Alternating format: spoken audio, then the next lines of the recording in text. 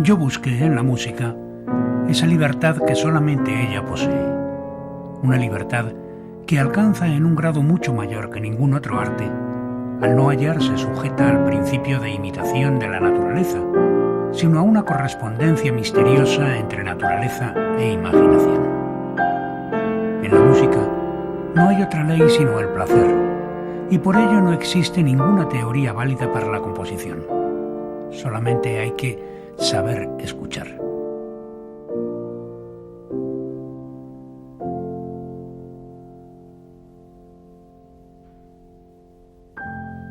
Cada tema lleva implícita su propia armonía y su sonoridad instrumental, y el músico debe aprender a descubrirlas, pero recordando siempre que el silencio es un modo esencial de la expresión musical.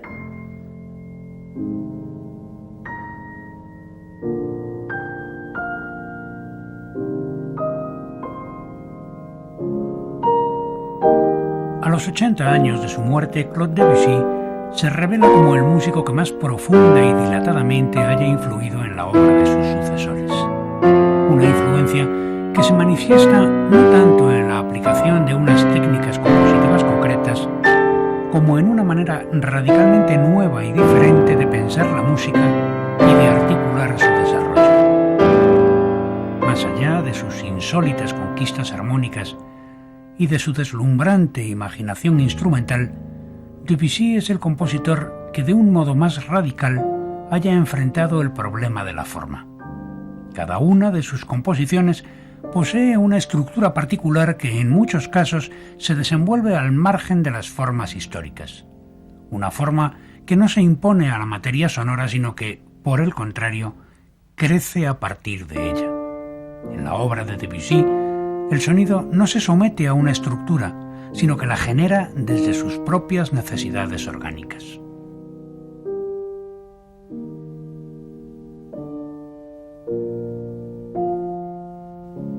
La máxima aportación de Debussy al universo de la composición radica en haber despertado en los músicos la conciencia de que toda modificación en el lenguaje debe prolongarse hasta sus últimas consecuencias estructurales, de tal modo que cada nueva necesidad expresiva genere una forma particular y definida, independiente de toda idea preconcebida y de cualquier retórica heredada.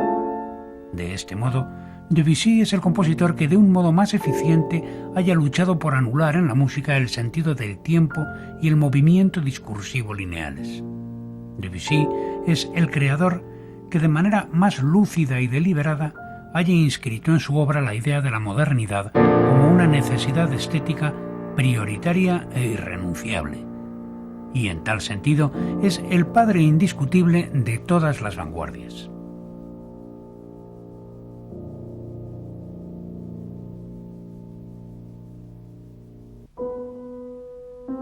Como en su propia obra, Debussy carece de todo antecedente o filiación musical familiar. Nacida en Saint-Germain-en-Laye en 1862, hijo de una costurera y un modesto almacenista de loza que acabó como escribiente tras la represión de la Comuna de París, su aprendizaje pianístico se inicia con Mathilde Mottet de Fleurville, una ignota profesora que se presentaba como antigua discípula de Chopin sin que tal dato haya podido comprobarse, pero que reconoce su talento hasta el extremo de darle clases gratuitamente y colocarle en situación de ser admitido en el conservatorio.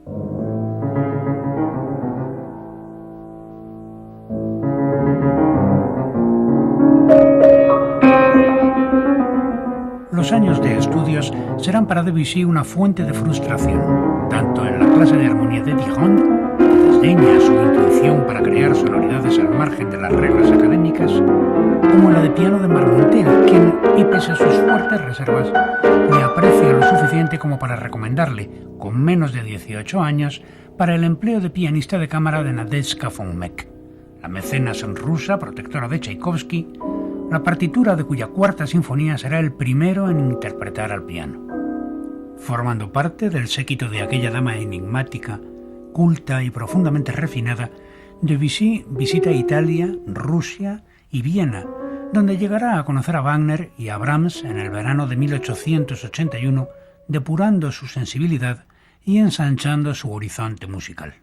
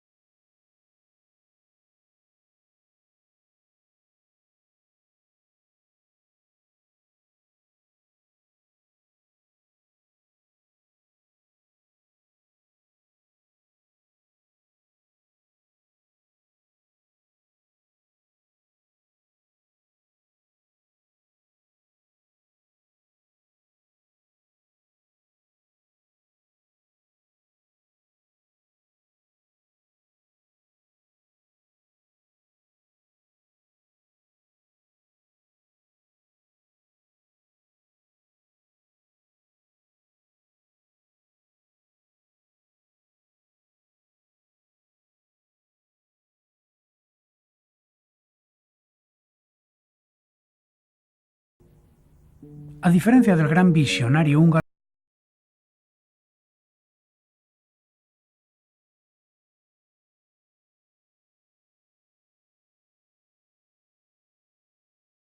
e innovadoras en este campo, no llegarían hasta la década de los años 10, con las dos series de preludios y, sobre todo, con el conjunto de los estudios, que, finalizados en 1915, apenas 3 años antes de su prematuro fallecimiento a los 56, constituyen su verdadero testamento en este ámbito.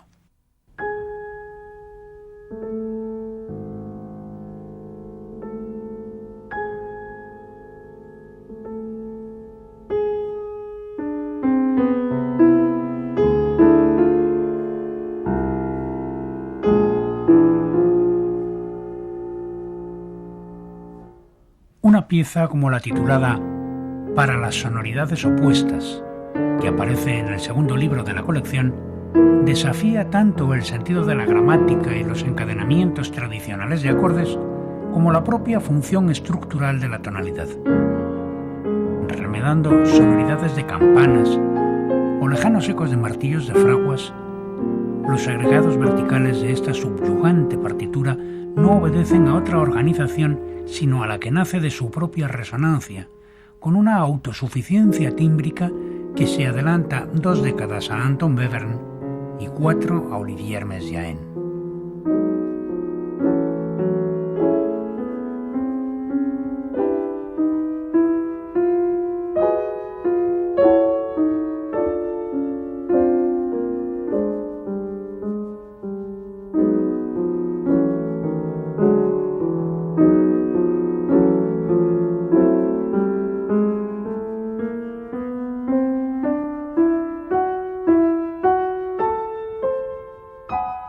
En la última música de Debussy, el acorde se libera definitivamente de toda servidumbre sintáctica para proclamar su plena autonomía como pura materia musical en sí misma.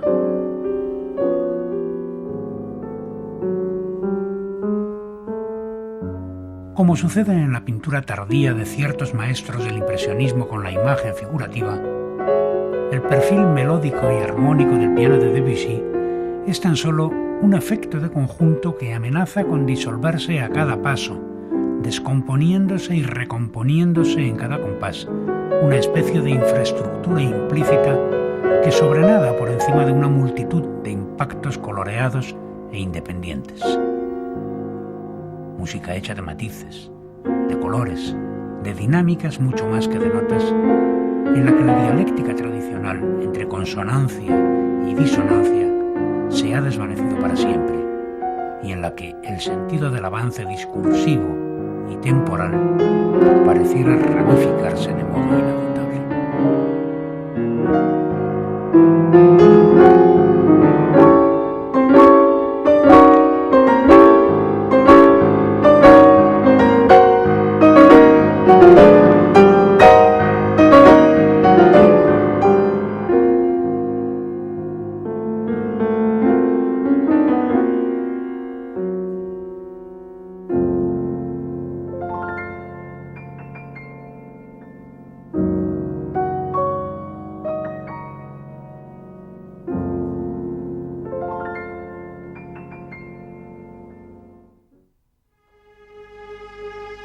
Al regreso a París en 1887, la carrera de Debussy amenaza extinguirse.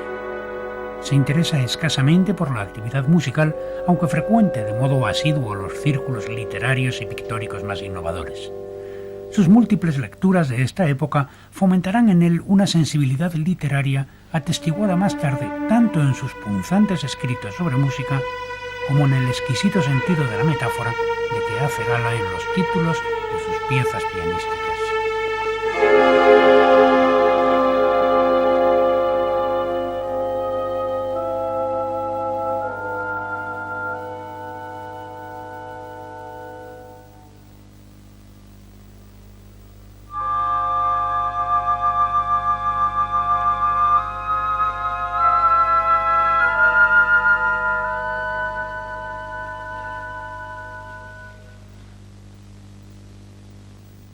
Su relación con los simbolistas es cada vez más estrecha, pero las visitas a la Catedral Wagneriana de Bayreuth en 1888 y 1889 tienen sobre él un efecto paralizante y solamente sirven para afirmarle en su convicción de que ninguna técnica presente le permitirá dar forma a su ideal sonoro, aunque éste aparece ya nítidamente dibujado.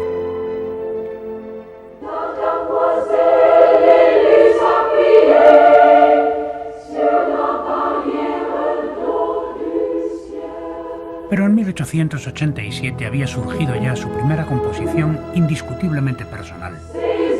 Una breve cantata titulada La damisela elegida, que no se estrenará hasta 1893, escrita sobre un texto de Dante Gabriel Rossetti, inspirado a su vez en el cuadro realizado en 1848 por el célebre poeta y pintor prerrafaelista. El sobrio tratamiento declamatorio y silábico de la voz, cuidadosamente derivado de la propia prosodia francesa, supone ya una incuestionable premonición de la originalidad de su futura y única obra, Péléas et Mélisande.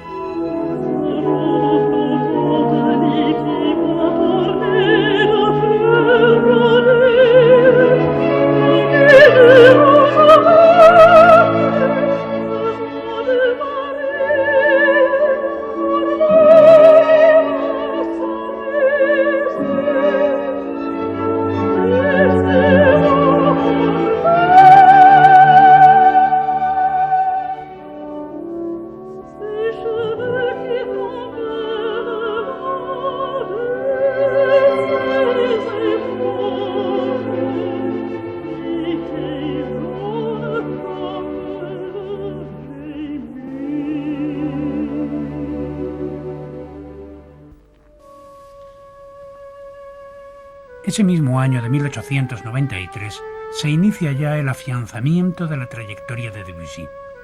La Sociedad Nacional de Música estrena su magnífico cuarteto de cuerda, inicia los apuntes para los futuros nocturnos para orquesta y, finalmente, escribe y estrena su primera obra maestra, el preludio a La siesta de un fauno, un revolucionario poema sinfónico basado en el poema del mismo título de Stéphane Mallarmé, que investiga un nuevo lenguaje armónico, rítmico y tímbrico, al tiempo que explora una nueva concepción del tiempo musical.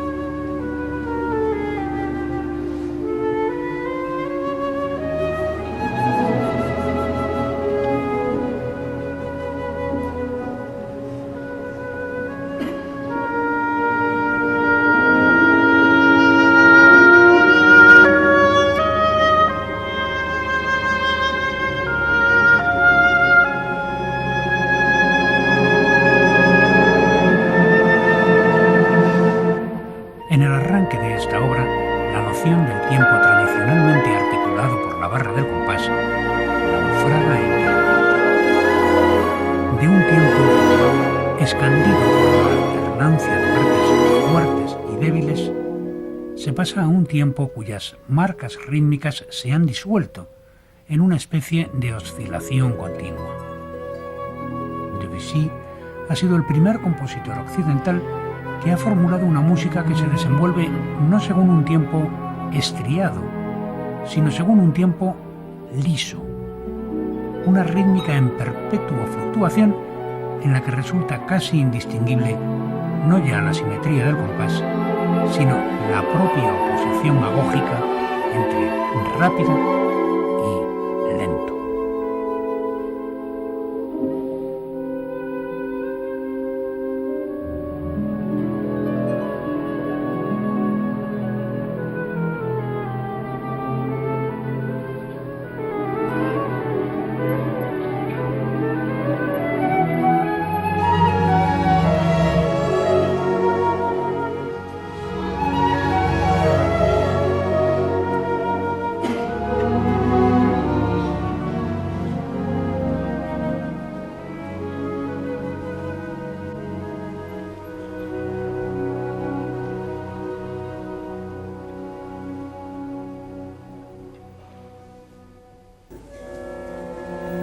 1902, y tras una larga gestación de más de una década, Debussy estrena su única ópera escrita sobre el drama simbolista Pelléas et Mélisande de Maurice Maeterlinck, cuyo texto respeta escrupulosamente sin más que pequeños cortes. Quinta esencia del pensamiento debussiano es la antítesis de la ópera convencional. Su vocalidad se diría una pura resonancia fonética que acentúa levemente el relieve prosódico del idioma. El canto es silábico, austero, carente de esas expansiones líricas que denominamos arias, dúos o concertantes. Verdadera música hablada, reconsideración actual de la declamación monteverdiana primigenia, aparece desligado de una orquesta que inscribe una red de motivos musicales que representan a los personajes y los espacios del drama sin penetrar jamás en la línea vocal.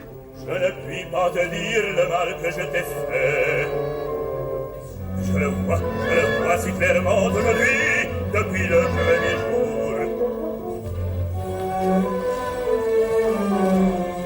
C'est tout de ma faute, tout ce qui est arrivé, tout ce qui va arriver. Si je pouvais le dire, tu verrais comme je le vois tout. Mais je t'aimais tant, mais maintenant qu'il vient à mourir, c'est moi qui l'ai maudit. Et je voudrais savoir, je voudrais te demander, tu ne m'en voudras pas.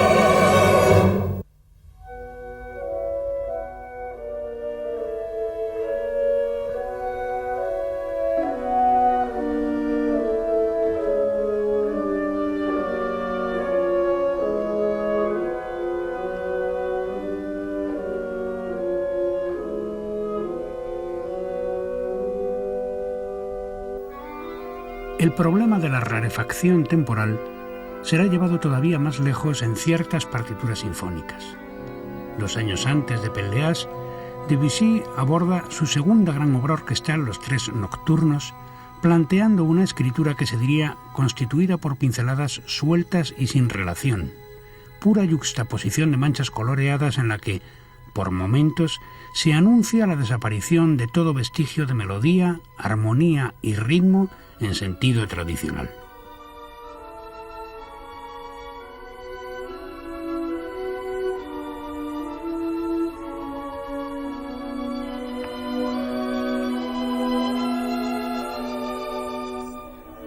Nubes, la primera parte del tríptico, semeja a una sucesión de irisaciones tímbricas cuya lógica descansa en sus transparencias y sus modos de relacionarse con el silencio, en que sus temas se integran y se desintegran en un tapiz coloreado de contornos rítmicos infinitamente difusos.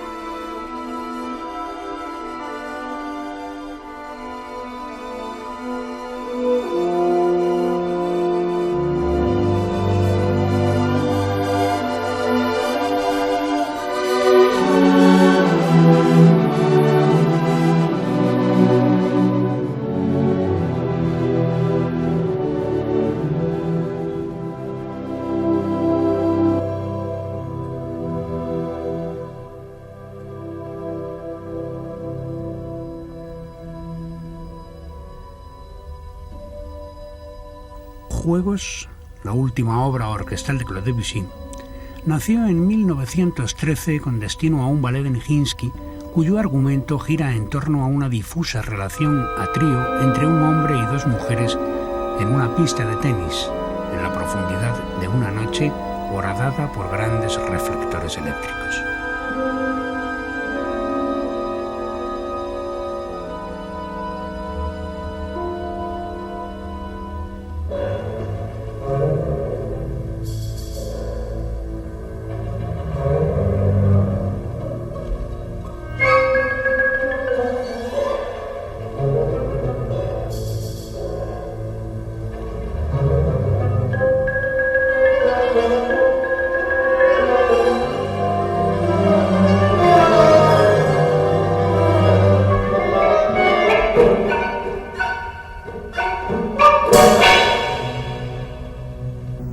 juegos impugna a un tiempo los dos principios básicos de la música europea: la repetición y el desarrollo.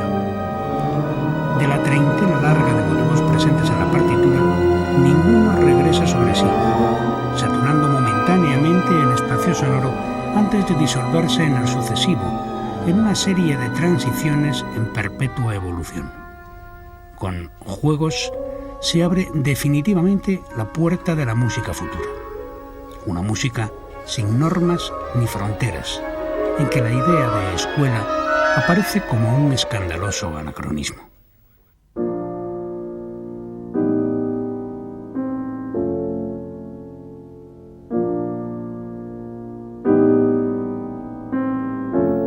El artista contemporáneo, cuando alcanza notoriedad, no tiene sino una preocupación: producir obras personales y renovadoras siempre que le sea posible.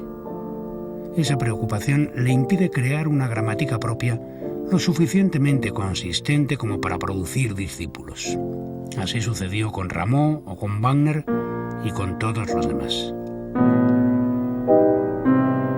Siempre siento curiosidad por volver a escuchar mi propia música.